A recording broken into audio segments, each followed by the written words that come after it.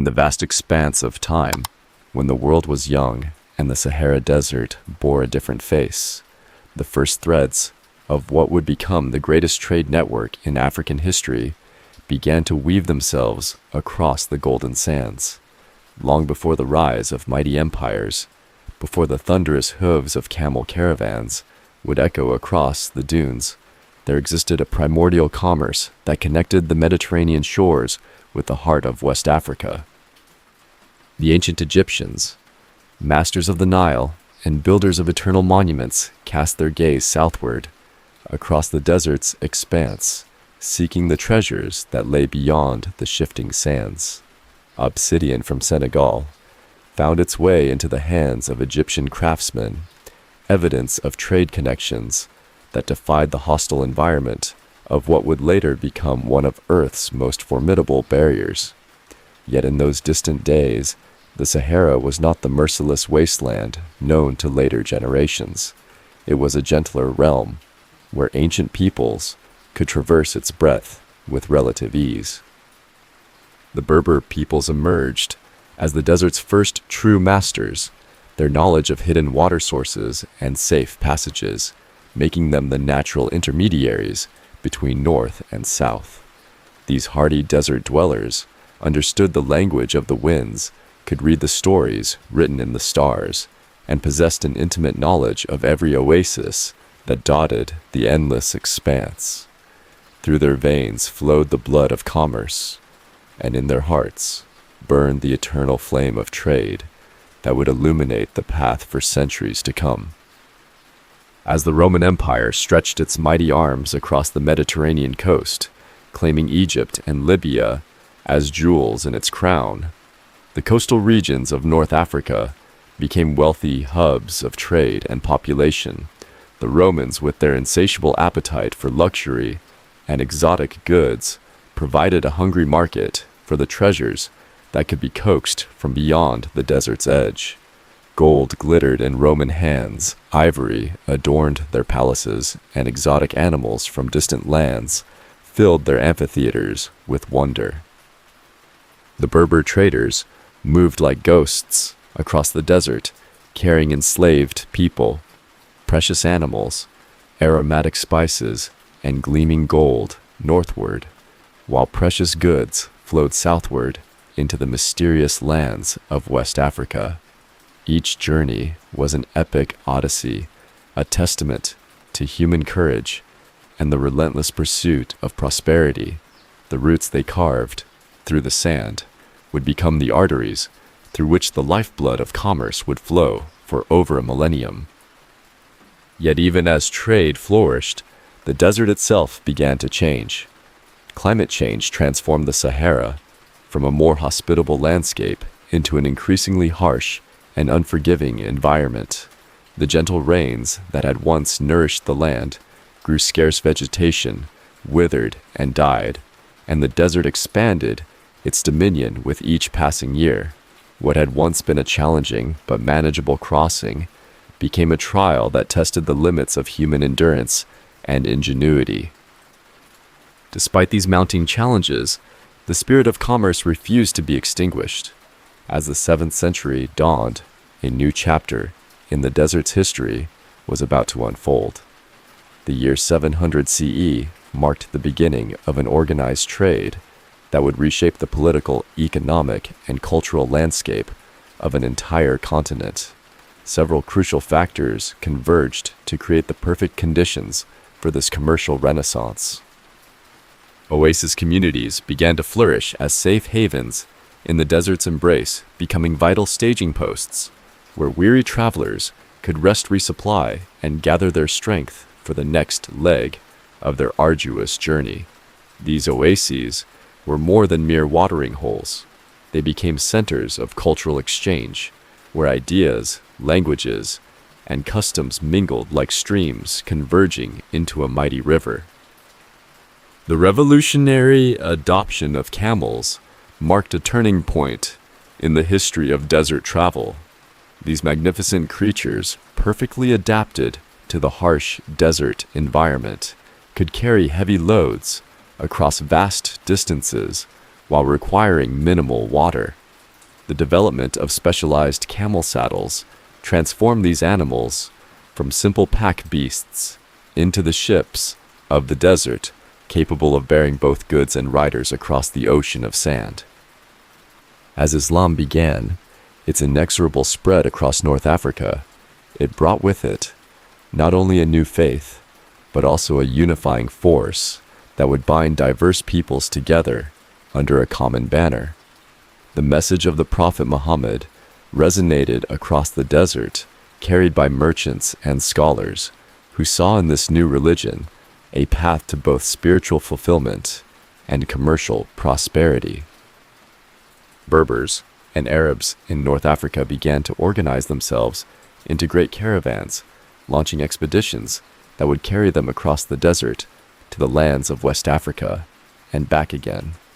These were not mere trading ventures, but epic expeditions that required months of preparation, careful planning, and unwavering courage. Some caravans consisted of around 1,000 camels, while the largest could boast as many as 12,000 of these desert ships, creating a sight that must have been breathtaking to behold. The golden age of trans-Saharan commerce truly began to unfold as these massive caravans embarked upon their legendary journeys. Each expedition represented months of meticulous preparation as merchants gathered goods, recruited guides, assembled guards, and stockpiled the precious water and food that would sustain them through the desert's merciless embrace. The caravan leaders, known as Kabir, possessed knowledge passed down through generations, an intimate understanding of seasonal patterns, navigation by stars, and the subtle signs that revealed the location of life-giving oases. The primary trade routes began to crystallize into well-established pathways across the Sahara's expanse. The western route connected Morocco and the Maghreb with the gold-rich regions of Ghana and Mali, threading through the oases of Sijil Massa and Walata like pearls on a string of sand. The central route linked Tunisia and Libya, with the Lake Chad region passing through the strategic oases of Ghat and Bilma, where salt, white gold of the desert was harvested from ancient lake beds. The eastern route created a vital connection between Egypt and the kingdoms of Nubia and the Ethiopian highlands, while numerous smaller paths branched off like tributaries feeding into the main arteries of commerce. Each route presented its own unique challenges and rewards, but all demanded the same qualities from those who dared to traverse them: unwavering courage, meticulous planning, and absolute determination.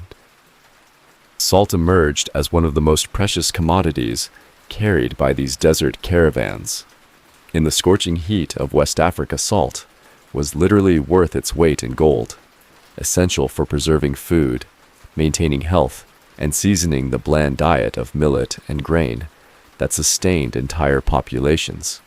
The great salt mines of Tagaza became legendary, their deposits stretching deep beneath the desert floor, worked by enslaved people who lived and died in these desolate outposts of human endurance.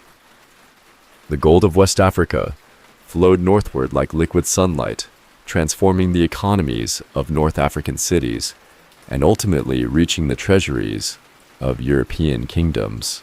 The gold fields of Bambouk and Bouré became the stuff of legend, their locations jealously guarded secrets that the West African kingdoms protected with both diplomacy and military might.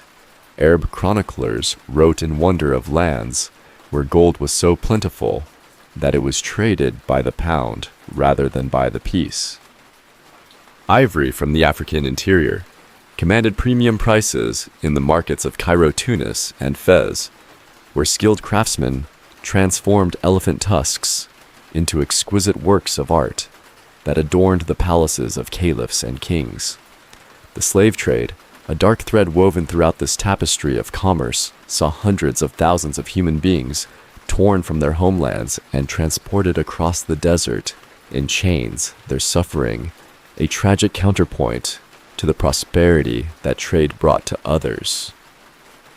The exchange of ideas proved as valuable as any material cargo carried by the caravans. Islamic scholars and teachers traveled southward, establishing schools and universities that became centers of learning and intellectual exchange.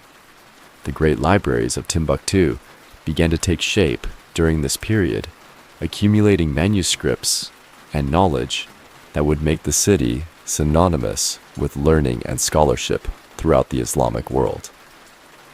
Technologies and innovations flowed both ways across the trade routes. Ironworking techniques from North Africa revolutionized agriculture and warfare in West Africa, while architectural styles and artistic traditions spread like ripples across a pond.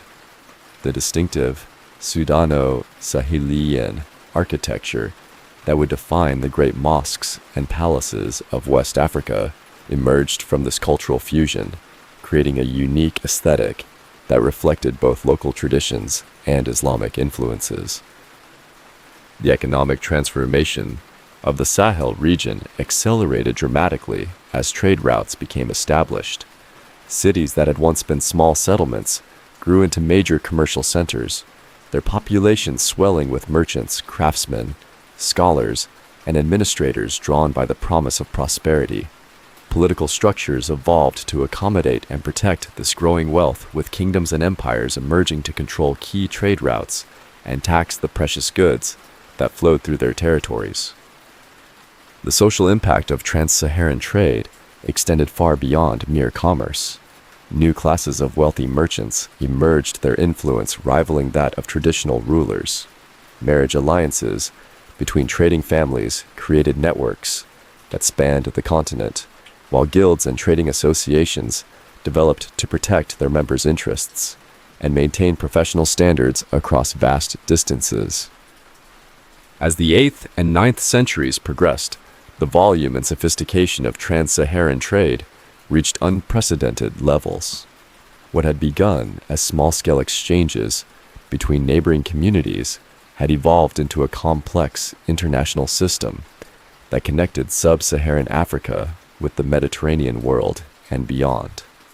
The stage was now set for the rise of the great West African empires that would dominate the next phase of this remarkable story. From the crucible of expanding trade networks, a mighty empire began to emerge in the western reaches of the Sahel, destined to become the first great power of medieval West Africa. The Ghana Empire, known to its own people as Ouagadougou, rose like a golden phoenix from the intersection of commerce, military prowess, and political genius. By the 8th century, this remarkable kingdom had established itself as the undisputed master of the gold trade, earning the reverence of Arab chroniclers who called it the Land of Gold. The Soninke people, under the leadership of the legendary Dinga dynasty, forged this empire through a combination of military conquest and shrewd diplomatic alliances. Their capital, Kumbi, Sala, became a glittering jewel in the crown of West African civilization, its twin cities representing the perfect fusion of traditional African culture and Islamic influence. The royal city, where the emperor held court in magnificent splendor, stood separate from the merchants' quarter, where Muslim traders established their mosques, schools, and counting houses. The Emperor of Ghana wielded power that seemed almost magical to contemporary observers. Arab historian al-Bakri described a ruler who commanded such respect that when he held court, only his son and nephew were permitted to wear sewn garments, while all other attendees appeared in simple cloths draped over their shoulders. The emperor's royal regalia included a magnificent cap and turban, and when he gave audience to his people, 10 horses covered in gold-embroidered materials stood behind him, while 10 pages holding shields and swords decorated with gold flanked his throne. Gold production formed the very foundation of Ghana's prosperity and power. The empire controlled the Bambouk goldfields along the Senegal River, where skilled miners extracted the precious metal from river gravels and underground deposits. The royal monopoly on gold nuggets became a cornerstone of imperial policy. While gold dust could be traded freely by merchants, all nuggets belonged exclusively to the emperor, ensuring that the crown maintained its economic supremacy and preventing the market from being flooded with the precious metal. The taxation system implemented by Ghana's rulers demonstrated remarkable sophistication and efficiency. Every salt caravan entering the empire paid tribute, while goods leaving the kingdom faced similar levies. This systematic approach to commerce regulation generated enormous wealth for the imperial treasury, funding the empire's military expansion, magnificent building projects, and the elaborate court ceremonies that proclaimed Ghana's power to the world. Military organization in Ghana reflected the empire's commitment to protecting its commercial interests and territorial integrity. The emperor could reportedly field an army of 200,000 warriors, including 40,000 archers equipped with iron-tipped arrows and protected by shields of elephant hide. These forces protected the trade routes, enforced imperial authority, and expanded Ghana's borders through calculated campaigns of conquest and intimidation. The cultural transformation accompanying Ghana's rise proved as significant as its economic and political achievements. Islam began to penetrate the empire's ruling circles, though traditional religious practices remained strong among the general population. This religious pluralism created a unique cultural synthesis, where Islamic scholars served as advisors and administrators, while traditional priests continued to perform the ancient rituals that legitimized royal authority. Trade route security became a paramount concern for Ghana's rulers, who understood that their empire's prosperity depended entirely on maintaining safe passage for the merchant caravans that brought wealth from across the Sahara. Imperial troops patrolled key routes, while diplomatic agreements with Berber tribes ensured peaceful passage through the most dangerous stretches of desert territory. The empire's intelligence network rivaled that of any contemporary state, with informants and allies positioned throughout the trade network to provide early warning of threats. The merchant communities that flourished under Ghana's protection developed into a sophisticated commercial class with international connections spanning from Spain to India.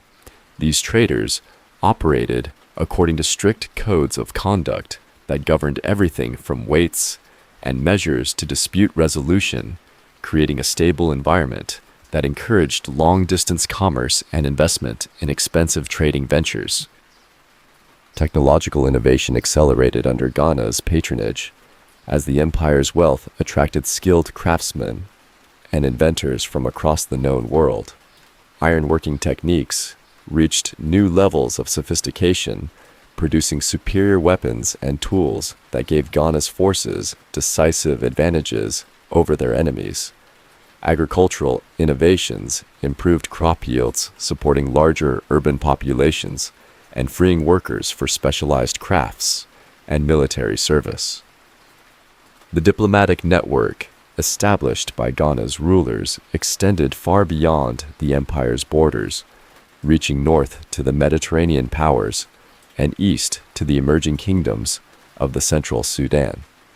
Marriage alliances cemented relationships with neighboring rulers, while tribute systems created hierarchical relationships that extended Ghana's influence without requiring direct military occupation. As the 11th century dawned, Ghana's empire reached the zenith of its power and influence, commanding respect from the Atlantic shores to the bend of the Niger River. Yet even as the empire basked in unprecedented prosperity, the seeds of its eventual decline were already taking root beneath the golden surface.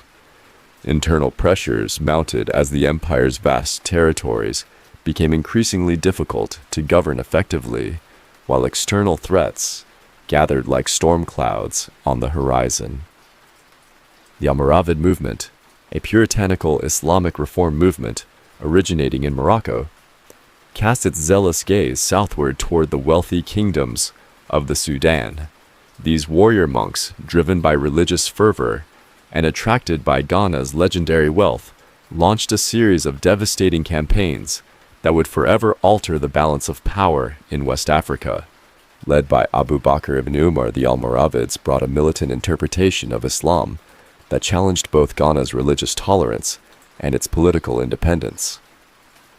The Siege of Kumbi, Saleh, in 1076, marked a watershed moment in West African history.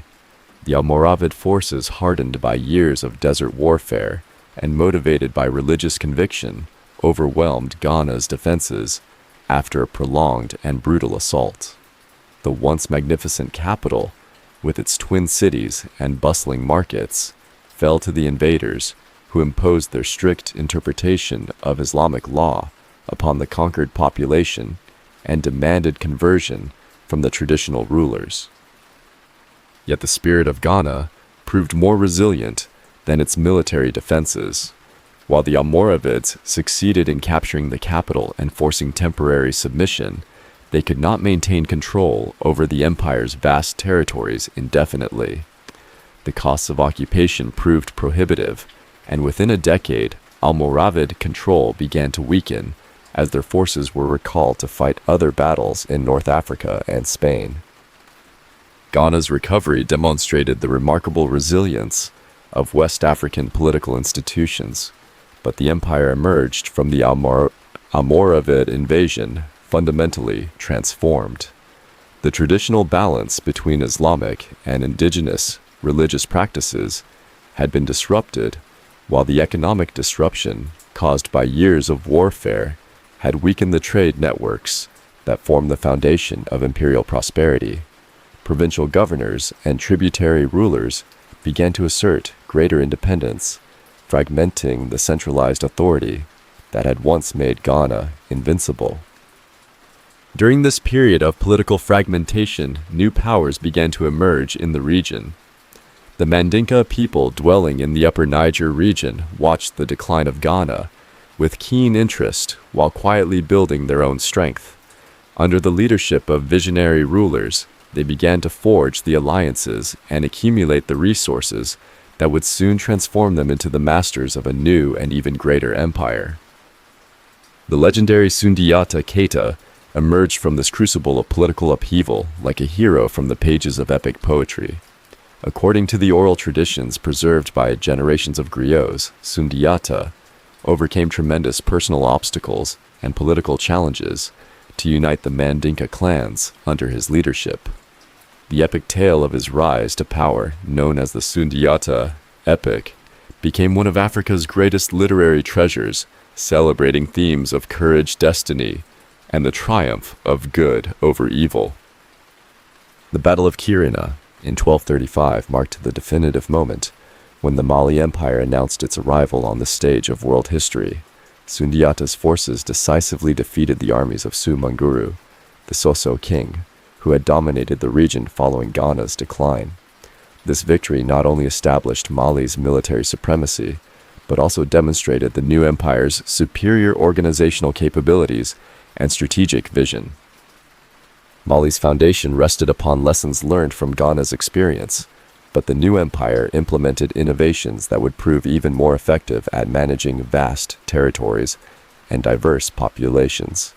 The Mandan Charter, proclaimed following Sundiata's victory, established principles of governance that emphasized justice, tolerance, and protection for all subjects, regardless of their ethnic or religious background. This constitutional framework created a more inclusive imperial system that could accommodate the diverse peoples of West Africa. The economic strategy employed by Mali's rulers demonstrated remarkable sophistication and foresight. Rather than simply taxing trade routes, as Ghana had done, Mali actively invested in infrastructure development, creating way stations, improving security, and establishing standardized weights and measures that facilitated commerce. The empire's rulers understood that by making trade more efficient and profitable, they could generate greater long-term revenues while building stronger relationships with merchant communities. gold production expanded dramatically under Mali's administration as the empire gained control over both the bambuk fields that had enriched Ghana and the newly discovered Bira gold fields along the upper Niger. This dual control over gold production gave Mali an unprecedented advantage in international markets, while the empire's strategic location allowed it to dominate both the Trans-Saharan Routes and the emerging river-based trade networks. The cultural achievements of early Mali reflected the empire's commitment to both Islamic learning and traditional African values. Scholarly communities flourished in cities throughout the empire, while artistic traditions evolved to incorporate influences from across the Islamic world. The empire's rulers patronized architectural projects that combined Islamic design principles with local building techniques, creating a distinctive Malian style that proclaimed the empire's cultural sophistication to the world. In the annals of human history, few journeys have captured the imagination of the world quite like the legendary pilgrimage of Mansa Musa to the holy city of Mecca in 1324-1325.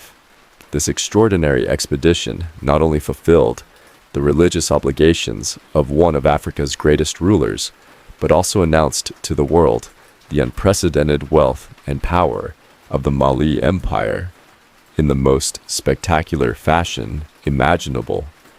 The reverberations of this epic journey would echo through the corridors of power from Cairo to Constantinople forever, altering global perceptions of African civilization. Mansa Musa, whose name means King Moses, had ascended to the throne of Mali around 1312, inheriting an empire that already stretched from the Atlantic coast to the bend of the Niger River.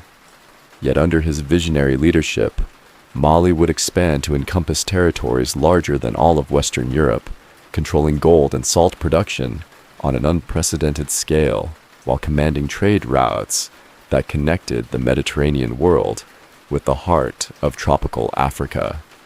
His reign marked the absolute zenith of Mali's power and influence. The preparation for the pilgrimage required years of meticulous planning and demonstrated the remarkable organizational capabilities of the Malian state. Mansa Musa assembled a caravan of legendary proportions. Chroniclers reported that the expedition included 60,000 people, including soldiers, merchants, officials, entertainers, and enslaved people. The caravan stretched for miles across the desert, a moving city that proclaimed Mali's wealth and sophistication to every observer along the route. The logistical achievement represented by this massive expedition cannot be overstated. 500 enslaved people carried golden staffs, while the caravan included hundreds of camels loaded with provisions, gifts, and the enormous quantities of gold that would make Mansa Musa's pilgrimage legendary. Each detail of the journey was carefully orchestrated to demonstrate Mali's power while ensuring the safety and comfort of the royal party during their months-long trek across some of the world's most challenging terrain. Cairo's transformation during Mansa Musa's visit revealed the true scale of Mali's wealth to the Islamic world.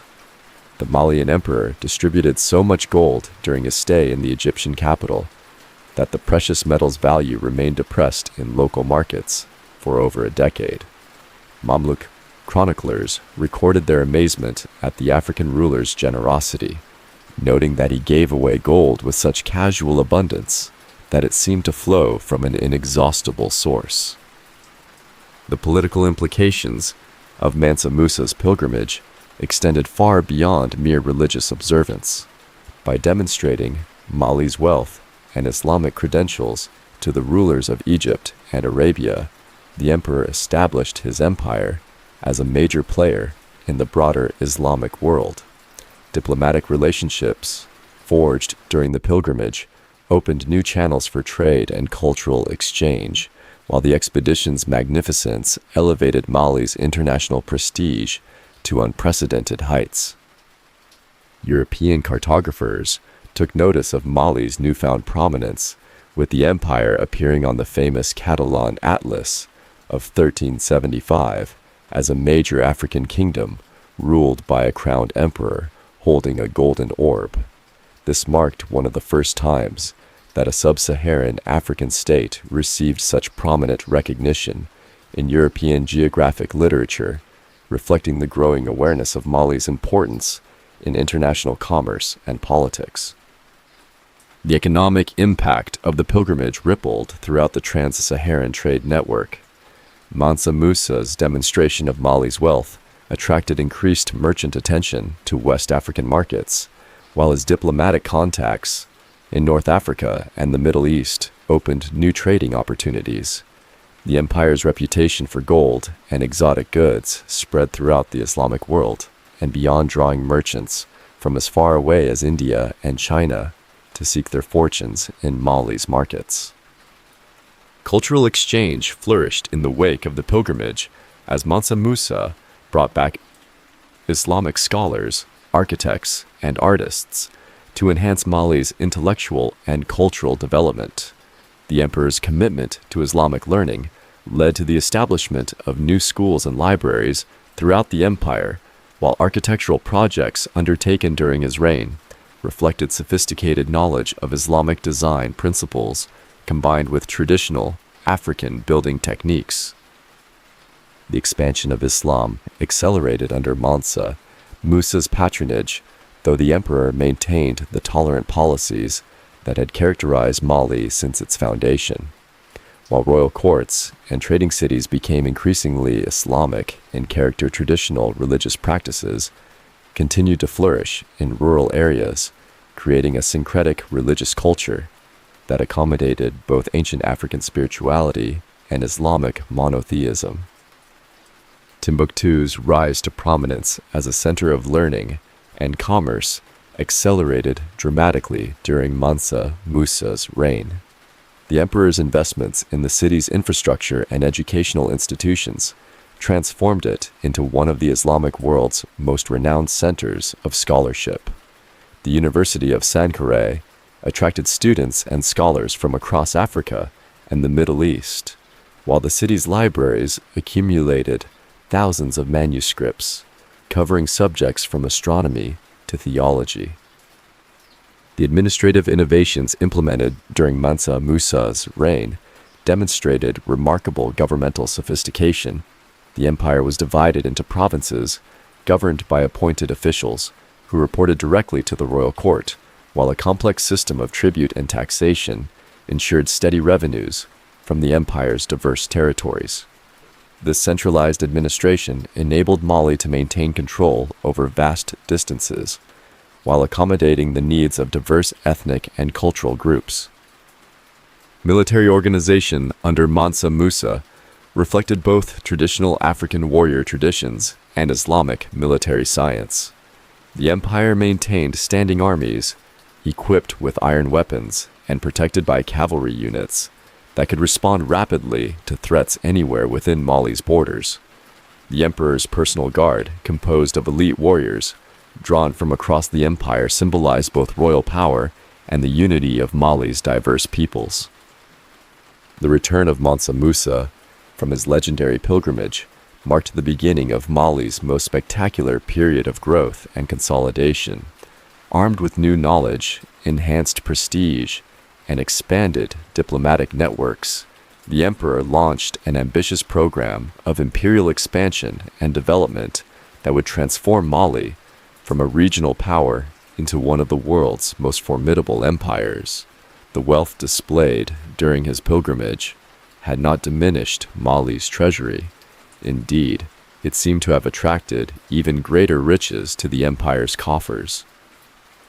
Territorial expansion proceeded systematically as Mansa Musa's armies pushed the empire's boundaries ever outward. To the west, Mali's influence extended to the Atlantic coast, bringing the vital salt-producing regions under imperial control. Eastward expansion incorporated the important trading cities along the Niger Bend, including Gao, which would later become the capital of a rival empire. The empire's southern borders advanced deep into the gold-producing regions, securing direct control over the mines that generated Mali's legendary wealth. The administrative masterpiece that emerged during this period reflected lessons learned from both Islamic governmental practices and traditional African political structures. Mansa Musa established a sophisticated bureaucracy that could efficiently govern territories spanning thousands of miles while accommodating the diverse needs of dozens of different ethnic groups. Provincial governors, chosen for their loyalty and competence, maintained order and collected taxes while respecting local customs and traditions. Commercial innovations introduced during Mansa Musa's reign revolutionized Trans-Saharan trade and established Mali as the undisputed center of West African commerce. The emperor standardized weights, measures, and currency throughout the empire, creating a unified market that facilitated trade and reduced transaction costs. Imperial trade licenses regulated commercial activity while generating substantial revenues for the royal treasury, and government-sponsored caravanserai provided secure accommodation for traveling merchants. The cultural flowering that accompanied Mali's political and economic success created an intellectual renaissance that rivaled the great centers of learning in the Islamic world.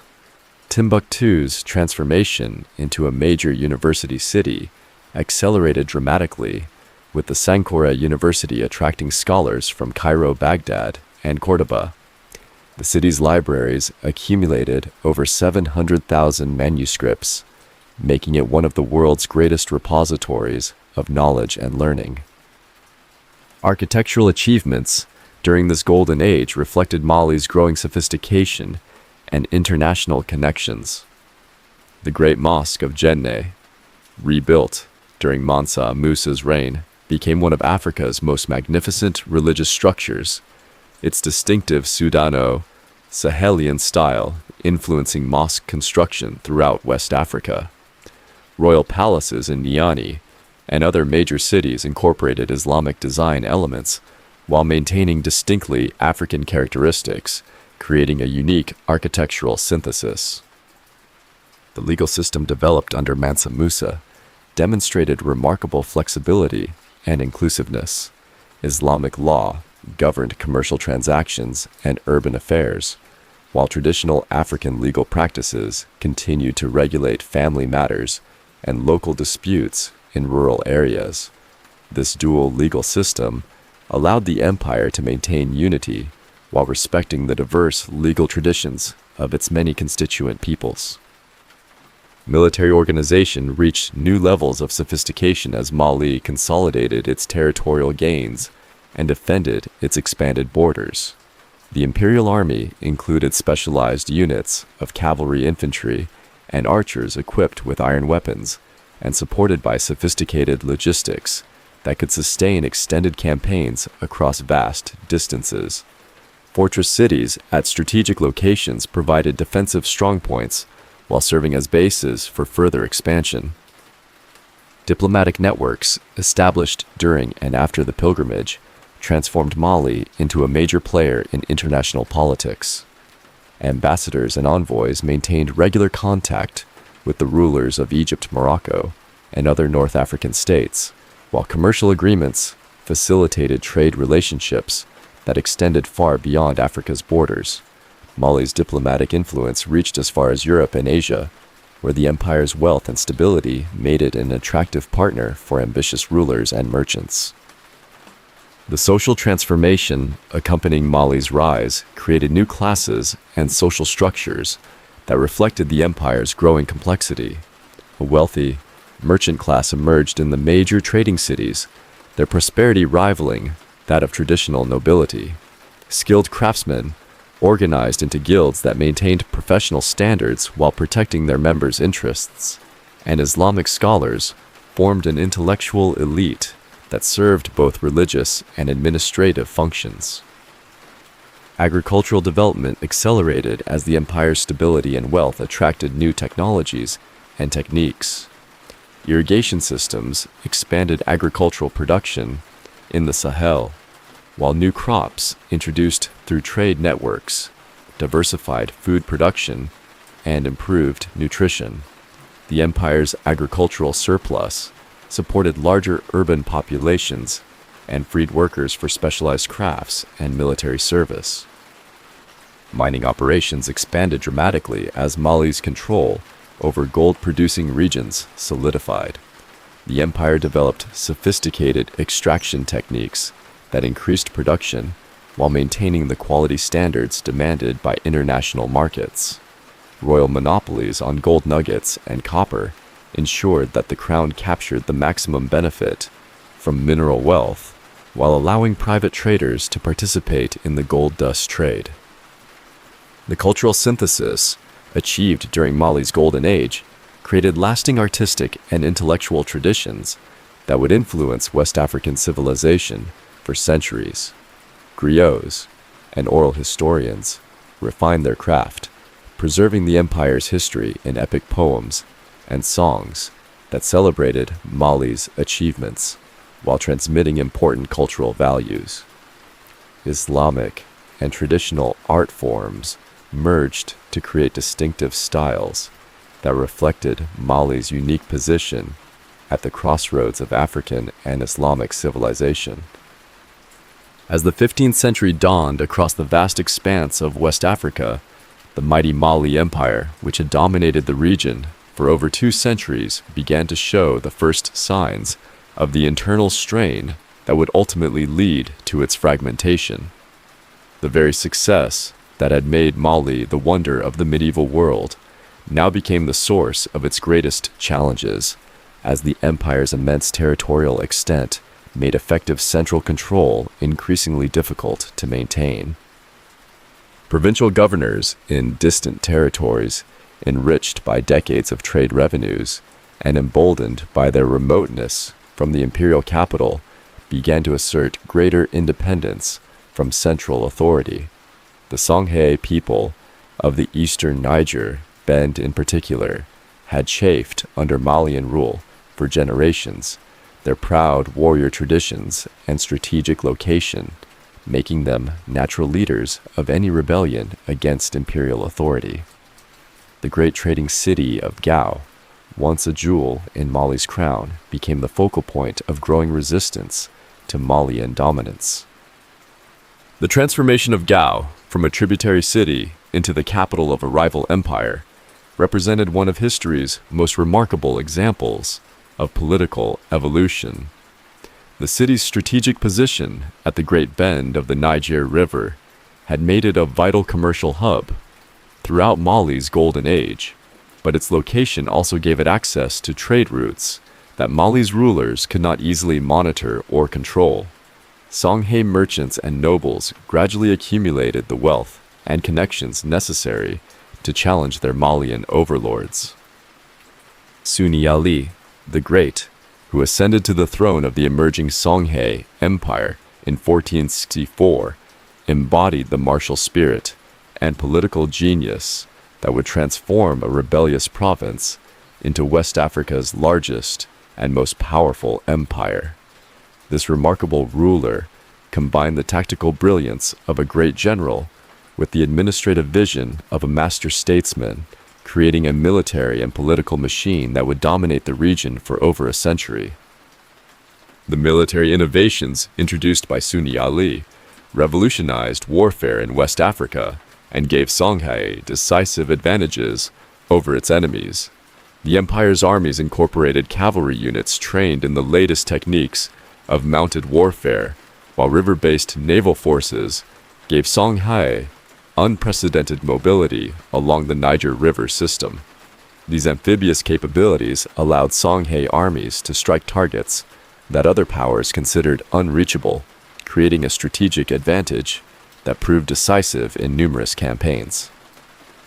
Timbuktu's conquest in 1468 marked a turning point in West African history and announced Songhay's arrival as a major imperial power. The city's fall to Sunni Ali's forces shocked the Islamic world, as one of Africa's greatest centers of learning suddenly found itself under the control of a ruler whom many considered insufficiently orthodox in his religious practices. The conquest demonstrated Songhai's military capabilities while providing the empire with control over one of the Trans-Saharan Trade Network's most important nodes. The systematic dismantling of Mali's eastern territories proceeded with methodical efficiency as Sunni Ali's armies swept westward along the Niger River. City after city fell to the Songhay, advanced their populations given the choice between submission and destruction. The speed and thoroughness of these conquests reflected both superior military organization and the underlying weakness of Mali's overextended imperial structure. Religious tensions complicated Songhay's expansion as Sunni Ali's commitment to traditional African religious practices created friction with the Islamic scholarly communities that had flourished under Mali's tolerant rule. The emperor's policies toward Muslim scholars and merchants alternated between accommodation and persecution, creating uncertainty that would have lasting consequences for the empire's stability and international relations. The economic foundation of Songhay's power rested upon the same gold and salt resources that had enriched Mali, but the new empire implemented more efficient extraction and taxation systems that generated even greater revenues. Direct control over mining operations replaced the tribute systems favored by Mali's rulers, while streamlined administrative procedures reduced the costs of imperial governance and increased the crown's share of trade revenues. Urban development accelerated throughout Songhay's territories as the empire's rulers invested heavily in infrastructure projects designed to facilitate commerce and demonstrate imperial power. Market facilities, storage warehouses, and defensive fortifications transformed trading centers into impressive commercial complexes that attracted merchants from across the known world. The empire's capitals, first at Gao and later at other strategic locations, became showcases of African architectural achievement. The cultural synthesis that emerged during Songhay's rise reflected the empire's unique position at the intersection of traditional African and Islamic civilizations. While maintaining respect for ancestral traditions, Songhay's rulers gradually embraced Islamic practices and learning, creating a distinctive cultural blend that would characterize the empire throughout its existence. This cultural flexibility allowed Songhay to appeal to diverse populations while maintaining its own distinctive identity. Diplomatic initiatives launched during Sunni Ali's reign established Songhay as a major player in international politics and commerce. Ambassadors and trade delegations carried the empire's influence far beyond its borders, while careful negotiations with Berber tribes and North African rulers secured the trade routes that formed the foundation of imperial prosperity. These diplomatic successes demonstrated that Songhay could compete effectively with any contemporary power. The administrative system developed during the early Songhay period reflected lessons learned from both Mali's successes and failures. Provincial administration was restructured to provide greater central control while accommodating local autonomy, and standardized legal codes created predictable frameworks for commercial and social relationships. These innovations made Songhay more efficient and responsive than its predecessors, while maintaining the flexibility necessary to govern diverse populations. The death of Sunni Ali in 1492 created a succession crisis that would ultimately transform Songhay from a powerful but unstable kingdom into the most sophisticated empire in West African history.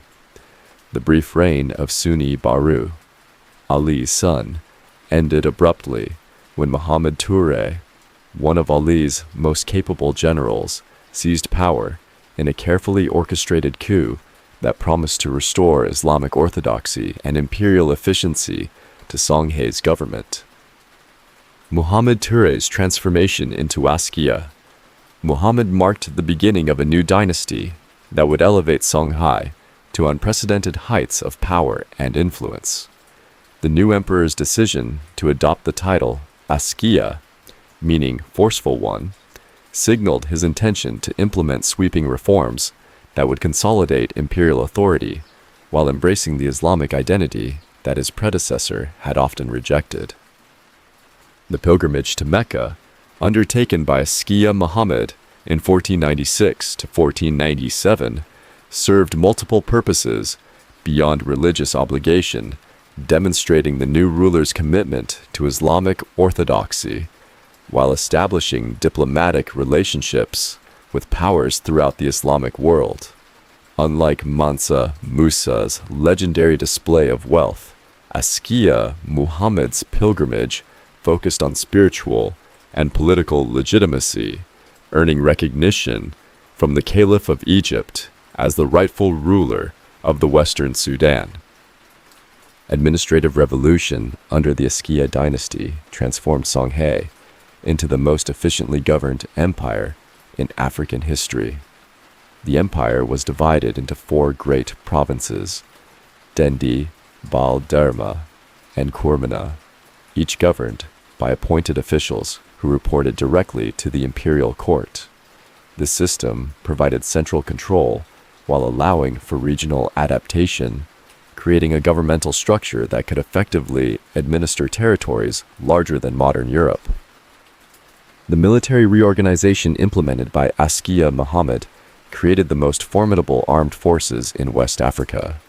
The imperial army included specialized cavalry units, professional infantry, and the famous Niger River fleet that gave Songhay unmatched mobility along Africa's great waterway. Standing armies stationed at strategic locations could respond rapidly to threats while maintaining internal security throughout the empire's vast territories. Economic policies under the Askia dynasty demonstrated remarkable sophistication and foresight.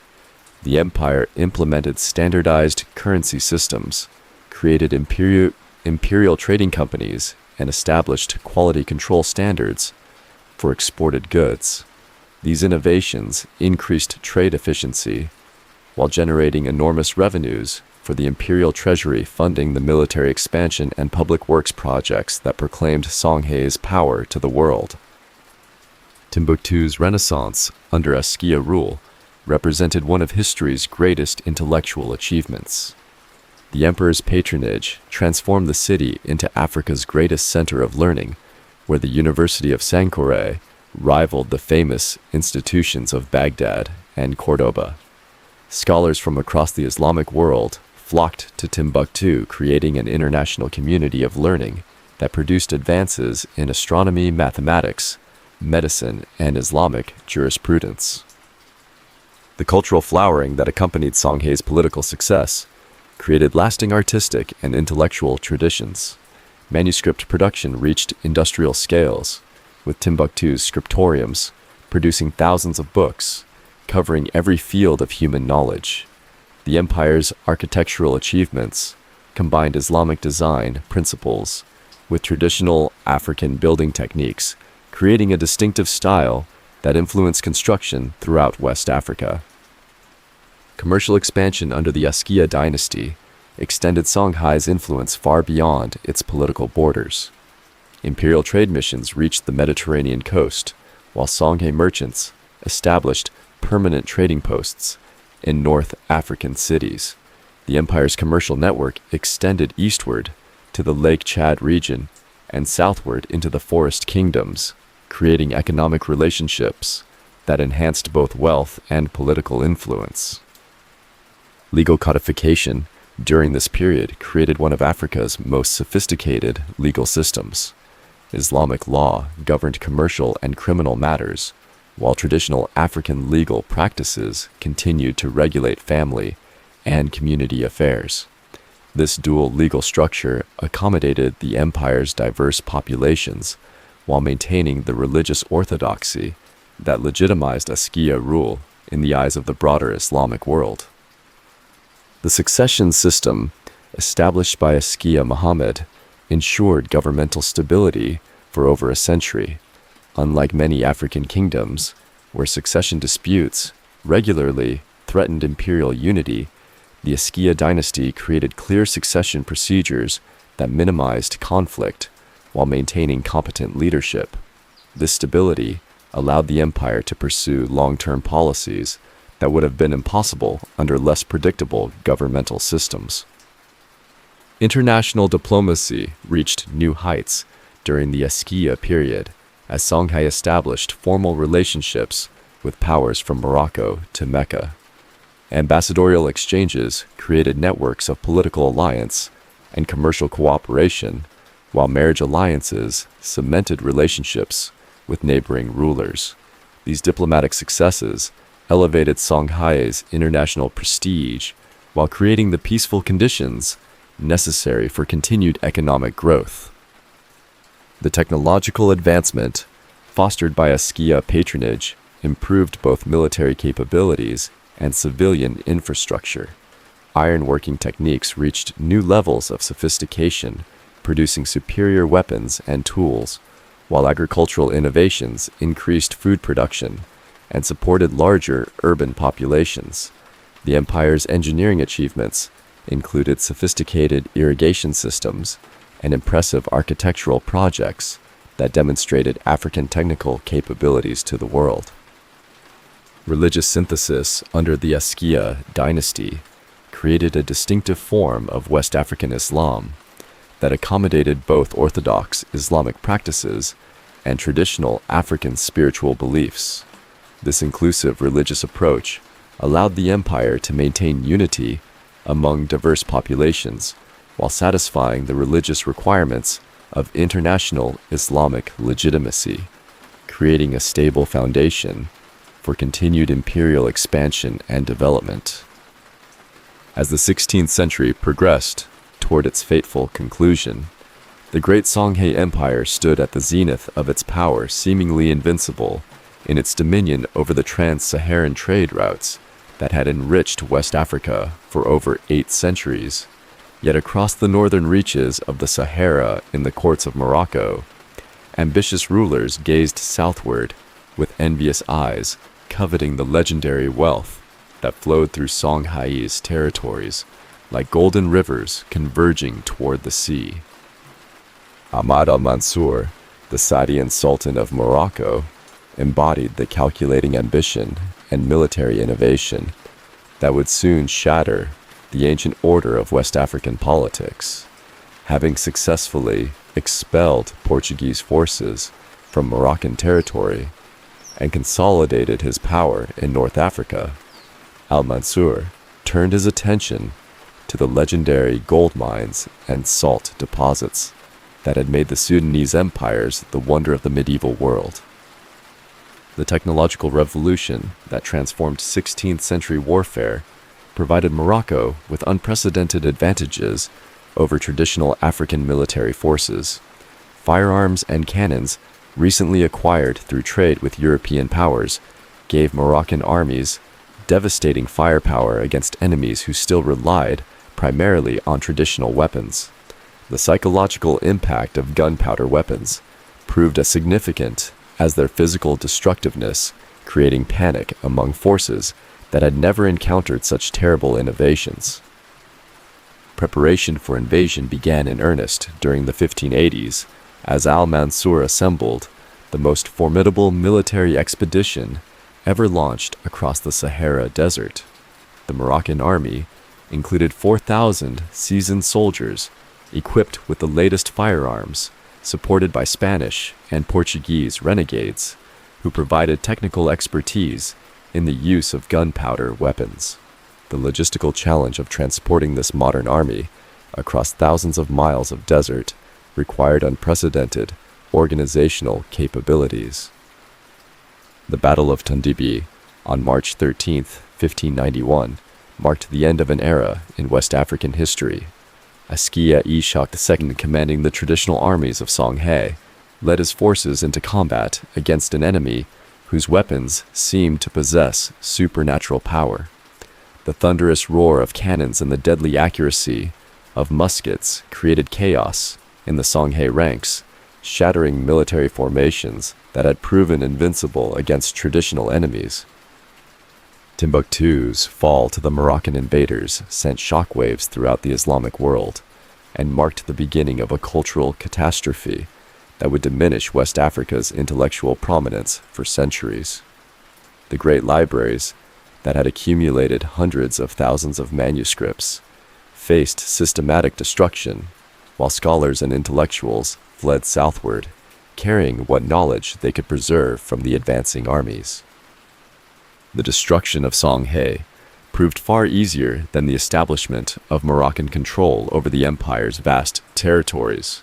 The Moroccan pashas, appointed to govern the conquered territories, found themselves ruling a hostile population across impossible distances from their homeland. Communication with Morocco required months, while local resistance movements emerged throughout the former empire, making effective governance virtually impossible. European coastal trade began to transform the economic foundations of West African commerce, even as the Moroccan conquest shattered the political structures that had dominated the region for centuries. Portuguese, Dutch, and English merchants established trading posts along the Atlantic coast, offering alternative outlets for African gold, ivory, and enslaved people that bypassed the traditional Trans-Saharan routes entirely. The shift in trade patterns accelerated as European merchants proved willing to pay higher prices for African goods, while providing manufactured items that were often superior to traditional Saharan trade products. Firearms, textiles, and metal goods from Europe competed directly with similar items carried by trans-Saharan caravans, while European slave traders offered immediate cash payments that proved more attractive than the complex credit arrangements of traditional trade. Atlantic slave trade expansion created a horrific new dimension to African commerce, as European demand for enslaved labor in the Americas generated unprecedented pressures on African societies. The scale of human trafficking dwarfed anything previously seen in trans-Saharan trade, fundamentally altering demographic patterns and political relationships throughout West and Central Africa. The decline of caravan traffic became increasingly evident as the 17th century progressed. Routes that had once carried thousands of camels annually saw dramatically reduced traffic, while many traditional oases began to decline as their commercial importance diminished. The ancient rhythm of desert commerce that had sustained civilizations for over a millennium gradually gave way to new patterns of trade and cultural exchange. Political fragmentation accelerated throughout the former Songhay territories as local rulers asserted independence from ineffective Moroccan control. The Bambara kingdoms of Segu and Kaarta emerged as significant powers, while the Hausa city-states developed their own trading networks that connected the Lake Chad region with both northern and southern commercial routes. Cultural transformation accompanied these political and economic changes as the unified Islamic civilization that had characterized the great Sudanese empires gave way to more localized cultural patterns. Traditional religious practices experienced a revival in many areas, while the international scholarly networks that had connected West Africa with the broader Islamic world gradually weakened and dissolved.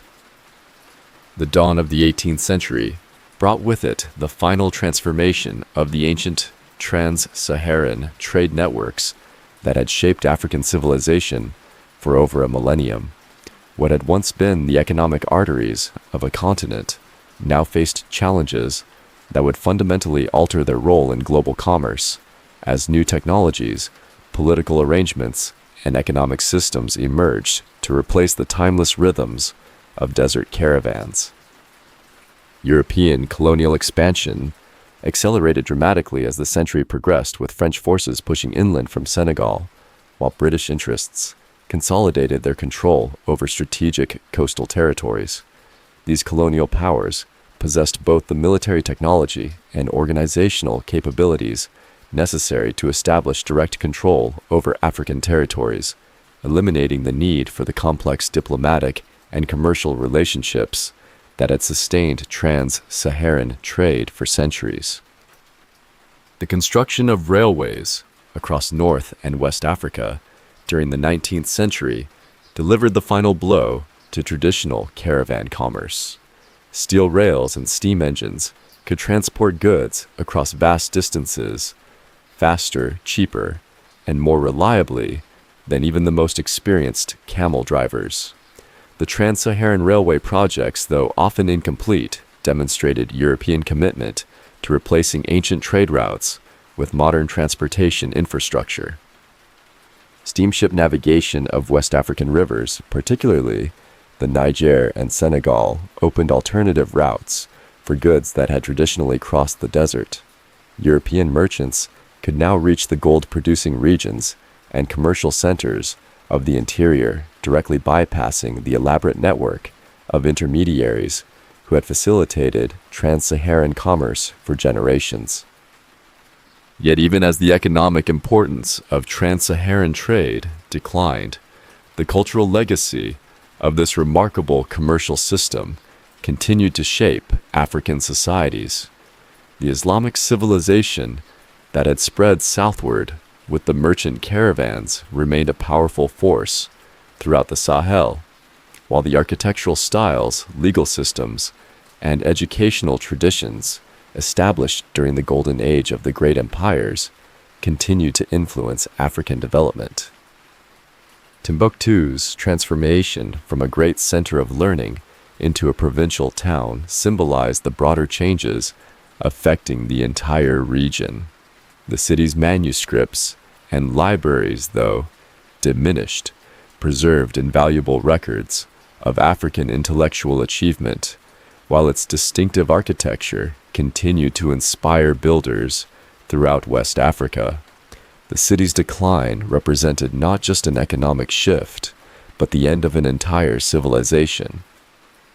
The pastoral nomads, who had long served as guides, guards, and intermediaries for desert caravans, found their traditional livelihoods threatened by political boundaries and changing economic patterns. Tuareg, Arab, and Berber peoples adapted by developing new relationships with colonial governments, though many continued to maintain their traditional desert lifestyle despite the challenges of modernization. Archaeological evidence from abandoned caravan routes and trading centers provides testimony to the scale and sophistication of trans-Saharan commerce at its height. Ancient city, ruins, pottery fragments, and coin hoards scattered across the Sahara bear witness to the commercial networks that once connected Africa with the Mediterranean world and beyond. These material remains help modern scholars understand the remarkable achievements of African civilization during the medieval period. The oral traditions preserved by griots and storytellers throughout West Africa continue to celebrate the great empires and trading networks that dominated the region for centuries. Epic poems and historical narratives passed down through generations ensure that the memory of Ghana Mali and Songhay remains alive in African consciousness, providing cultural continuity despite dramatic political and economic changes. Modern attempts to revive trans-Saharan trade have met with limited success as the economic foundations that once made desert commerce profitable no longer exist. Contemporary trade agreements between North and West African nations acknowledge the historical importance of these ancient connections, while recognizing that modern commerce requires different approaches and technologies. The intellectual legacy of the Trans-Saharan period continues to influence African thought and identity. The synthesis of Islamic and traditional African cultures that occurred during the great empires created lasting philosophical and artistic traditions that remain vital components of contemporary African civilization. Universities and research centers throughout the region study this heritage as a source of pride and inspiration. Environmental changes have also affected the possibility of reviving traditional trans-Saharan routes. climate change and desertification have made some traditional paths more difficult to traverse, while political instability in several Saharan nations has created security concerns that discourage commercial ventures. The desert that once facilitated cultural and economic exchange now often serves as a barrier to regional cooperation. The global significance of trans-Saharan trade extends far beyond African history, as these ancient networks represented one of humanity's earliest examples of sustainable long-distance commerce. The environmental adaptations, technological innovations, and cultural accommodations that made desert trade possible offer valuable lessons for contemporary efforts to develop environmentally conscious commercial systems. Educational initiatives throughout Africa and beyond now recognize the importance of teaching trans-Saharan history as part of world civilization studies. Curricula in schools and universities increasingly include coverage of the great African empires and their commercial achievements, helping to counter historical narratives that marginalized African contributions to global development. As the 21st century progresses, the legacy of trans-Saharan trade routes serves as both historical inspiration and practical guidance for contemporary African integration efforts. The African Continental Free Trade Area and other regional economic initiatives draw explicit inspiration from the commercial networks that once unified the continent, seeking to recreate the economic prosperity that characterized Africa's golden age while adapting to modern realities. The eternal rhythm of the desert continues to call to those who understand its ancient stories, while the golden legacy of trans-Saharan trade reminds humanity that Africa was never a dark continent, but rather a brilliant beacon of civilization whose light illuminated the medieval world and continues to inspire those who seek to understand the true scope of human achievement across the vast canvas of history.